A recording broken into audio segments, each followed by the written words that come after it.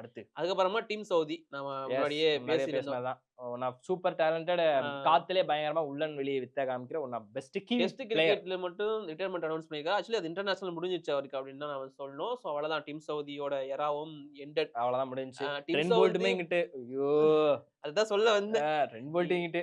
Bolt and Southee அந்த combo இருக்கு. அது ஓகே. அதுக்கப்புறமா Mohammad Amir already retirement announce பண்ணாரு பாகிஸ்தான்ல இருந்து.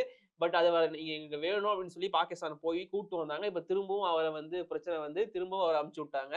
ஸோ இப்போ அபிஷியலா ரிட்டயர்மென்ட் அப்படிங்கிறத அனௌன்ஸ் பண்ணிட்டாரு. Mohammad Amir one of my favourite. Left hander. அவரோட ஃபாஸ்ட் பவுலிங் அவர்தான் வந்து 2019 2017 சாம்பியன் டிராபி. இந்தியா இனி எங்க வந்தாலுமே அடிப்பார் தலைவர். இந்தியா சாம்பியன் டிராபி நல்லா ஞாபகம் இருக்குது. இன்டர்நேஷனல் கிரிக்கெட்ல இருந்து பாகிஸ்தான்ல இருந்து அனௌன்ஸ் பண்ணிருக்காரு. மேபி வேற கண்ட்ரிக்கு ஆட வாய்ப்பு இருக்குன்னு சொல்றாங்க. பாப்போம். அது இல்லாம இமாத் வாசிம். இப்ப ரிட்டயர்மென்ட் ஆகி மறுபடியும் உள்ள வந்து நான் மறுபடியும் வெளிய போறேன் 2வது டைமா. இது புதுசு இல்லையே. ஆமா.